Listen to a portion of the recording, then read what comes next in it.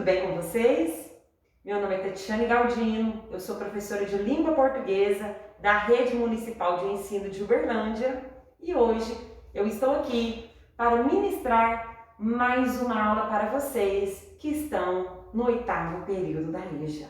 No entanto, antes de nós começarmos os nossos estudos, eu peço licença para tirar a minha máscara e fazer a higienização das minhas mãos. Tudo bem? Só um momento. Passando o álcool em gel nas mãos.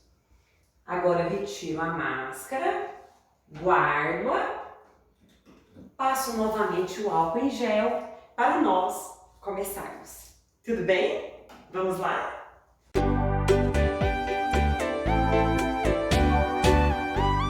Bom, hoje nós vamos trabalhar com um tema extremamente importante para todos nós. Falaremos sobre identidades e diversidades brasileiras.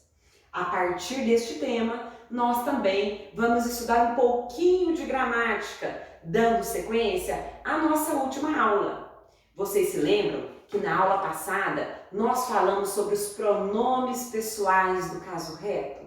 Nós falamos principalmente sobre como usar os pronomes eu, tu, ele ou ela, nós, vós, eles ou elas. Lembram-se? Exatamente. Hoje continuaremos, no entanto, nós vamos mudar os pronomes. Hoje nós vamos falar sobre os possessivos. Para pensarmos então no tema identidades e diversidades brasileiras, vamos começar fazendo algumas reflexões. Certinho? Vamos lá! Nossa identidade é construída historicamente e não biologicamente. Somos um povo diverso, miscigenado, composto por várias etnias. O que somos hoje é resultado da mistura de cores, religiões, costumes, culinárias, músicas, danças dos povos negros, indígenas, brancos e outros. O Brasil é misto, complexo, rico. Nossa identidade é constituída pela diversidade que nos forma desde o período colonial. A exploração europeia, a escravidão, todos os processos históricos pelos quais o país, o nosso Brasil, passou, constrói nossas identidades. Quer dizer, nós somos o resultado de muitos. O Brasil não possui um povo com uma identidade, e sim com muitas identidades, justamente porque somos diversos. Aqui eu trouxe para vocês uma obra de arte muito importante para a cultura brasileira. Trata-se de um quadro cujo título é Operários e foi pintado por uma grande artista pertencente ao modernismo brasileiro. O nome dela é Tarsila do Amaral. A Tarsila, aqui, por meio desta obra, ela retrata justamente a diversidade do povo brasileiro. Notem que nós temos pessoas de todas as etnias, nós temos homens, nós temos mulheres, nós temos diversas cores de pele, cores de cabelo. Então aqui é uma forma extremamente bacana para vocês pensarem na representatividade multifacetada que nos compõe, do nosso povo. Tudo bem? Bom, considerando que estamos falando sobre identidades, cultura e diversidades brasileiras, eu trouxe um poema muito importante e muito bonito para nós pensarmos na contribuição e na história do povo negro no nosso país. O poema tem como título Negro Forro e foi escrito por Adão Ventura. Nosso poema começa assim: Minha carta de alforria não me deu fazendas, nem dinheiro no banco, nem bigodes retorcidos. Minha carta de alforria costurou meus passos aos corredores da noite de minha pele. Bom, vocês observaram que eu destaquei algumas palavras no texto? Muito bem, daqui a pouco nós vamos falar sobre elas. Tudo bem? Vamos seguir aqui para a discussão do poema. No entanto, antes de eu aprofundar na leitura do poema, quero falar de algo muito importante para vocês sobre o texto poético. Quando a gente lê um texto poético, nós observamos uma voz que se manifesta. Neste poema, por exemplo, alguém fala: minha carta de alforria não me deu fazendas. Ora, quem é que está conversando com a gente? Quem é que está nos contando que a carta de alforria dele não lhe deu fazendas? Essa voz que conversa com a gente recebe o nome, dentro dos textos poéticos, de eu lírico. Eu lírico não pode ser confundido com o poeta, nem com o autor do texto. Eu lírico é a voz que se manifesta, que se expressa, que fala com o leitor, certo? Continuando, quero falar agora sobre o poema, tudo bem? Lá no poema aparece a expressão carta de alforria, que funciona como sinônimo de liberdade, de pessoas que a partir de 13 de maio de 1888, que é exatamente a data da assinatura da Lei Áurea, tá?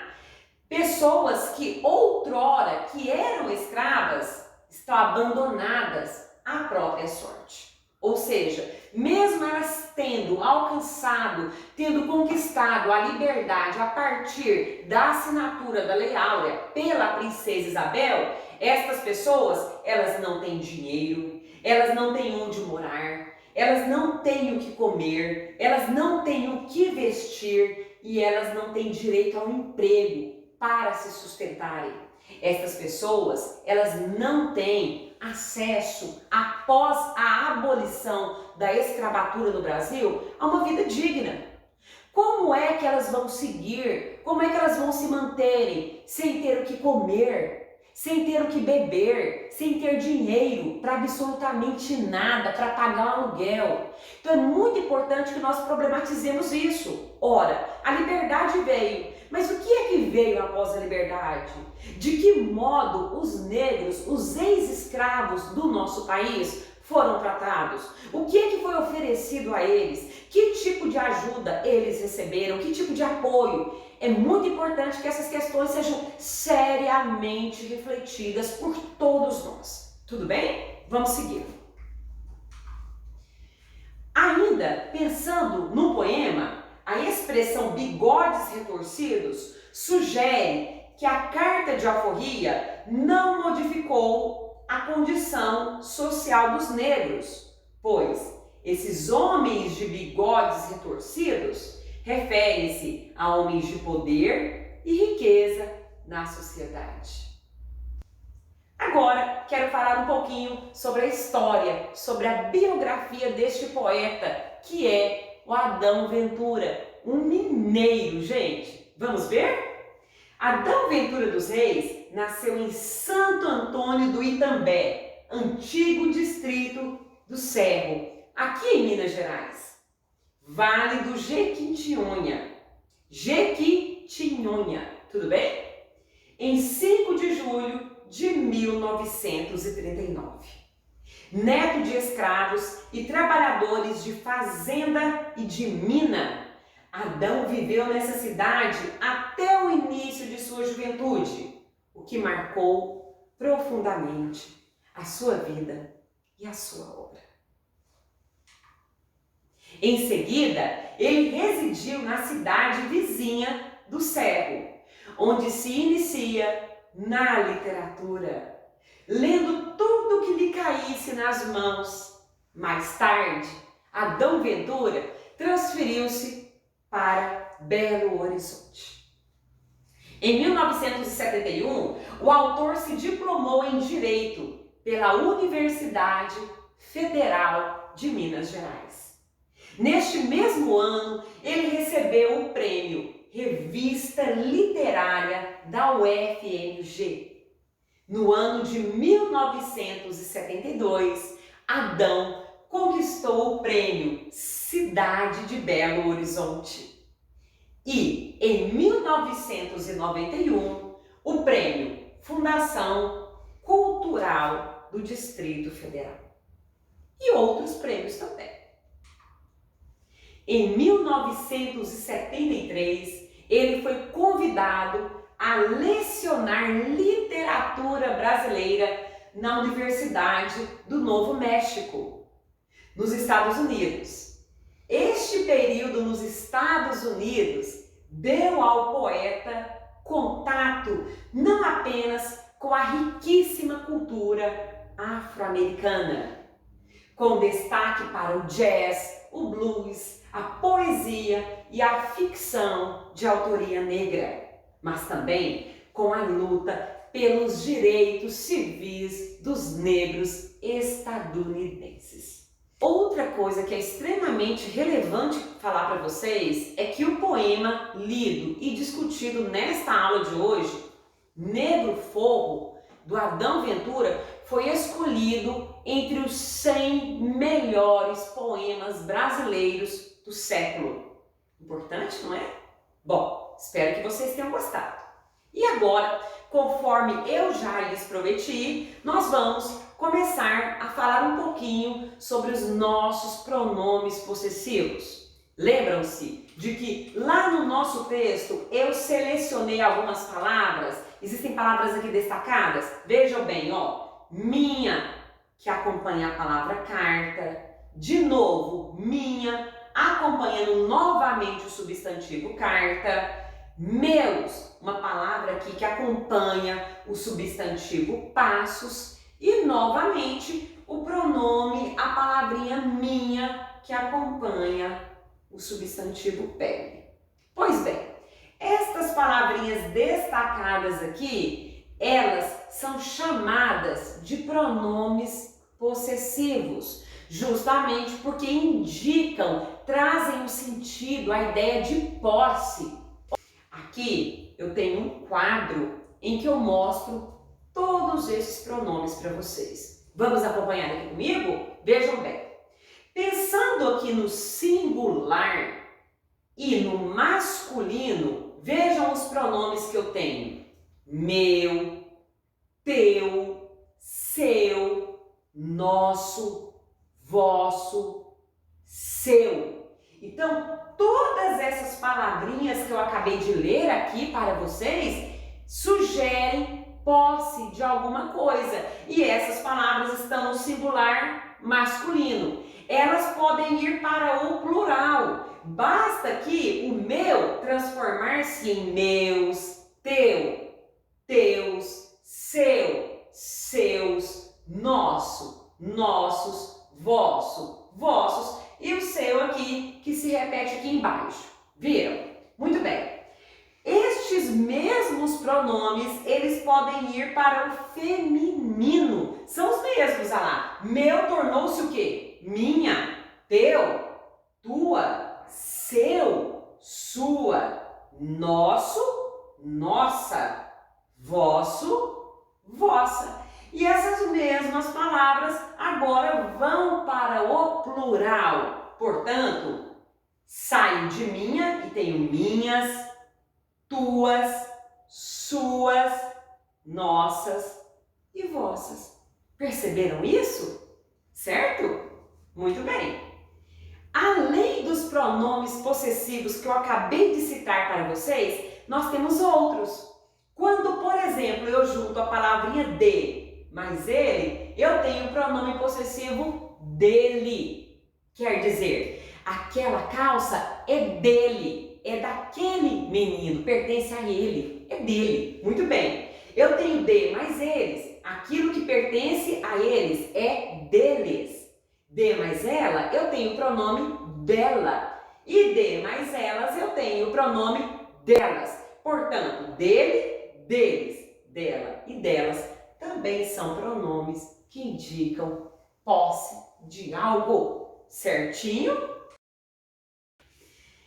Agora, já que nós falamos de diversidade, analisamos o poema, eu mostrei para vocês quais são os pronomes possessivos da língua portuguesa e qual é a função dessas palavras, convido-os agora a fazer comigo uma pequena atividade, para a gente testar os nossos conhecimentos.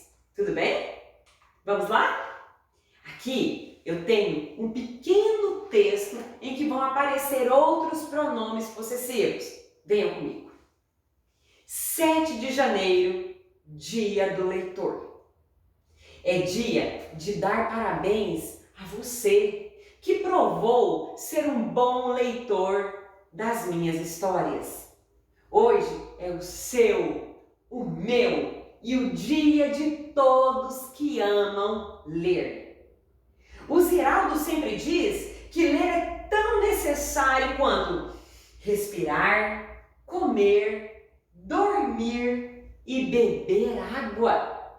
Você fica um dia sem comer? Não. Então, também não deve ficar um dia sem ler. Comemos para alimentar o nosso corpo e lemos para alimentar a nossa alma e fazer crescer nossa criatividade. Quem lê vive muito melhor. E para exercer qualquer tipo de profissão, nós temos que ler muito para sermos profissionais mais competentes. Em comemoração, dê um grande beijo em você. Pode ser no seu espelho mesmo. E outro no seu livro predileto. E festeje o dia de hoje lendo histórias bem legais.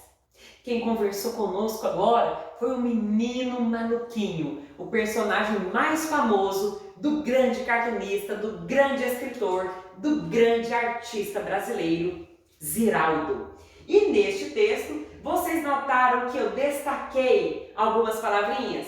Essas palavrinhas são os nossos pronomes possessivos. Vejam, minhas, seu, meu, nossa, nosso. Viram isso? Na continuidade eu ainda grifei o seu aqui 2 vezes. Certo, gente? Bom, então nós lemos o texto aí do Menino Maluquinho, tudo bem? Mostrei para vocês as palavras destacadas lá, os pronomes possessivos, meu, nosso. Mostrei para vocês o quadro com os pronomes possessivos do singular, no plural, no feminino, no masculino. Agora, vamos fazer essa atividade, tá bom? Vamos lá. Na passagem abaixo, que é essa passagem aqui, ó, entre aspas, os pronomes possessivos têm em comum o quê? Como que a gente faz uma questão dessa? A gente lê o trecho, a gente identifica estes pronomes destacados e depois avaliamos o que é que esses pronomes podem ter em comum. Vamos fazer comigo? Venham aqui.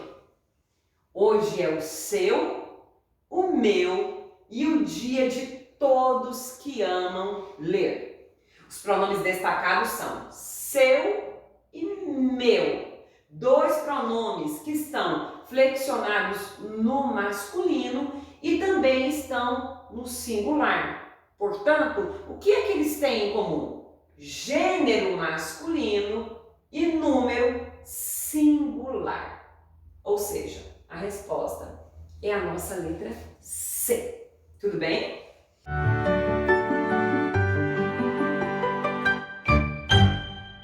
Vocês viram como é fácil?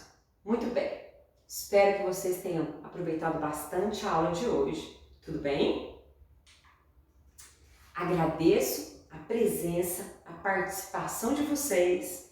Peço que continuem fazendo as atividades propostas pelos seus professores na escola e aguardo vocês na próxima semana. Tudo bem? Agora eu vou nessa para mais uma aula. Fiquem com Deus.